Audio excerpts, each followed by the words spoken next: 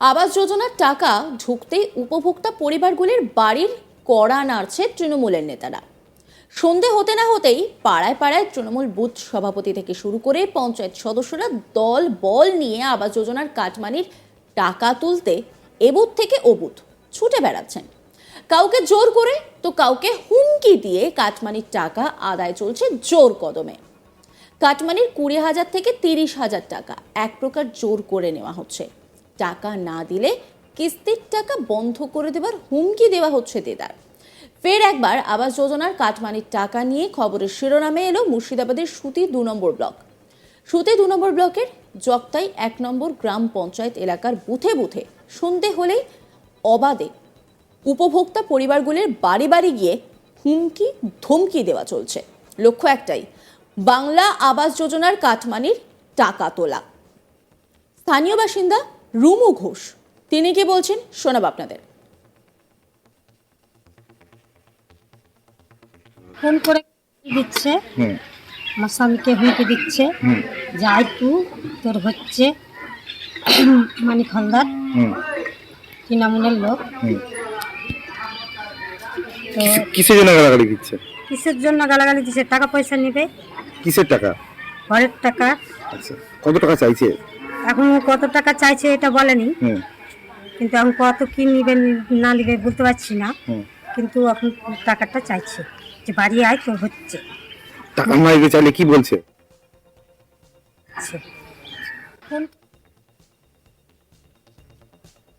উপভোক্তা পরিবারগুলির দাবি, মুখ্যমন্ত্রী আমাদের মতো গৃহহীন মানুষদের ঘর তৈরির জন্য এই টাকা দিয়েছেন। তাহলে কেন তৃণমূল নেতাদের 20,000 থেকে 30,000 টাকা আমরা দেব? তমালি অধিকারী এক স্থানীয় বাসিন্দা, তিনি কি বলছেন শোনাবো আপনাদের। দরজা খুলো, আমি দরজা খুললাম, তো বলছে তোমার ঘরে টাকা ঢুকেছে। তা বললাম হ্যাঁ ঢুকেছে। তো বলছে যে কালকে সকালবেলায় 20,000 টাকা লাগবে। তো আমি বললাম যে কিসের তোমাদেরকে টাকা দিব, আমি টাকা দিতে পারবো না, আমি প্রধান সাহেবকে জানবো। তো বলছে প্রধান সাহেব পাঠিয়েছে, কিন্তু প্রধান সাহেবকে ফোন করেছি, প্রধান সাহেব বললো না আমি কোনো লোককে পাঠাইনি। তো তুমি কালকার কথা অঞ্চলে এসে তুমি আমার সাথে কথা বলো। তাই আমি বললাম ঠিক আছে, তাহলে আমি বিডিও সাহেবকে জানবো। তখন বলছে যে ঠিক আছে জানো তাহলে। তো সবাই যদি বিডিও সাহেব, প্রধান আর মেম্বার যদি দিতে বলে তাহলে তোমাদেরকে টাকা দেবো, আর সবাই যা করবে আমরা তাই করবো। 20,000 টাকা। কারা চাইছিল টাকা? ওই সব পাশেকার বাড়ির লোকরা। কি নাম ওদের? একটার নাম উচা ঘোষ, একটার নাম গয়া ঘোষ, আর একটার নাম মেঘু ঘোষ, আর একটা হচ্ছে সুজিত। এরা কোন দল করে এরা? ওরা তৃণমূল। কত টাকা চাইছিল? 20,000 টাকা। টাকা দিতে না চাইলে কি বলছে ওরা? না বলছে আমাদেরকে দিতে হবে, অন্যদেরকে না দিতে গেলে কিন্তু আবার ডবল টাকা লাগবে, আমাদেরকে দিতে হবে। আর এবং যারা চেয়েছে তাদেরকেও দিবা না, কিন্তু না দিলে ডবল টাকা লাগবে, তখন তুমি ফেসে যাবে।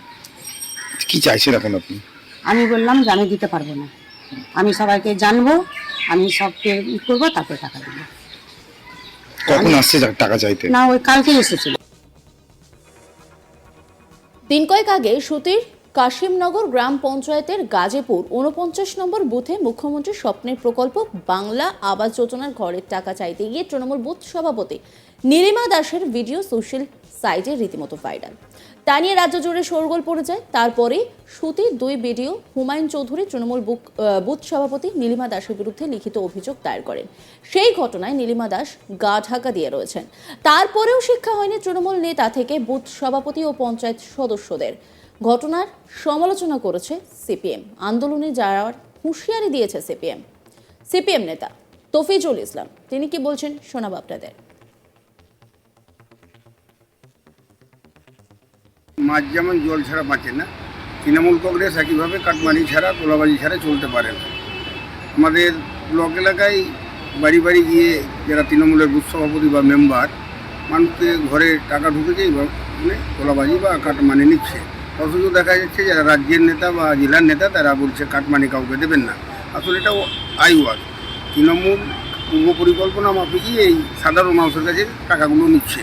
পাশাপাশি আপনাদের মাধ্যমে এলাকার মানুষের দৃষ্টি আকর্ষণ করছে, ব্লক এলাকার আমাদের কাছে এরকমও খবর রয়েছে এই আবাসের বিষয়ে যে সার্ভে কিছুদিন আগে হলো নভেম্বর মাসে নাগাদ, তো সে সময় যে অফিসারগুলো সার্ভে করেছে যেগুলোকে ইনএলিজেবল করেছে, সেগুলাও টাকার বিনিময়ে 10,000, 15,000, 20,000 টাকার বিনিময়ে সেগুলোকে এলিজেবল করার একটা চেষ্টা করছে। এরকম মানুষ বাড়ি বাড়ি যারা উপভোক্তা বাদ করেছে তাদেরকে বলছে আর কি। এই বিষয়ে আমরা সিপিএম পার্টির পক্ষ থেকে তীক্ষ্ণ নজর রেখেছি। এরকম পরিস্থিতি হলে আমরা বড় আন্দোলনে যাব এবং বিডিও সাহেবকে বাধ্য করব যেগুলো ইনএলিজেবল রয়েছে সেগুলো যাতে বাতিল হয়। এবং আরেকটা বিষয় হচ্ছে যেটা সকলেই জানেন, এই দোতলা বাড়ি, তিনতলা বাড়ি, বিজনেসম্যান, নার্সিংহোমের মালিক, পেট্রোল পাম্পের মালিক, এরকমও কিছু মানুষের নাম রয়েছে।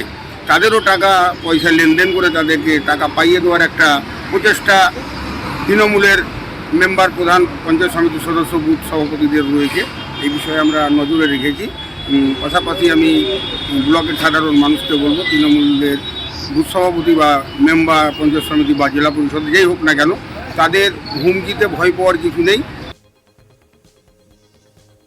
কাশিমনগরের পর সুতের জগতাই 1 নম্বর গ্রাম পঞ্চায়েতের বুথে বুথে হুমকি ধমকি চলছে। বাংলা আবাস যোজনার ঘরে কাটমানি তোলার কাজ। তৃণমূলের সভাপতি লতিফুর রহমান তিনি কি বলছেন শোনাব আপনাদের।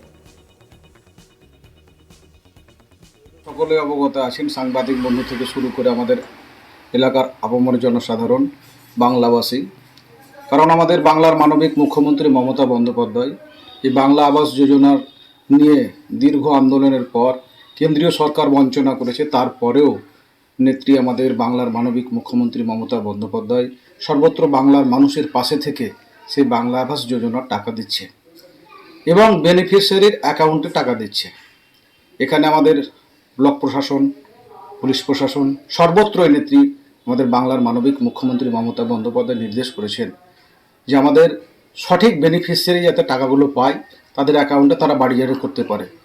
এই বিষয়ে যেটা বললেন, যদি এরকম কেউ থাকে তাহলে বেশি বেশি অভিযোগ করবে। নিশ্চয়ই আমাদের প্রশাসন আছে, আমাদের সরকার আছে, মানুষের পাশে সর্বদাই মাটি মানুষের সরকারের নেত্রী মমতা বন্দ্যোপাধ্যায় আছেন, তার সৈনিক হিসাবে আমরা আছি।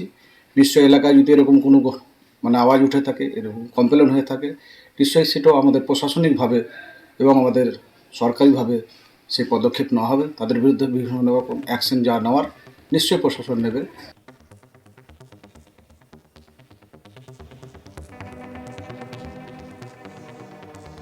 বাংলার আবাস যোজনা টাকা ঢুকতেই উপভোক্তা পরিবারগুলির বাড়ির কড়া নাড়ছে তৃণমূলের নেতারা। সন্ধে হতে না হতেই পাড়ায় পাড়ায় তৃণমূল বুথ সভাপতি থেকে শুরু করে পঞ্চায়েত সদস্যরা দল বল নিয়ে আবাস যোজনার কাটমানির টাকা তুলতে এ বুথ থেকে ও বুথ ছুটে বেড়াচ্ছেন। কাউকে জোর করে তো কাউকে হুমকি দিয়ে কাটমানির টাকা আদায় চলছে জোর কদম।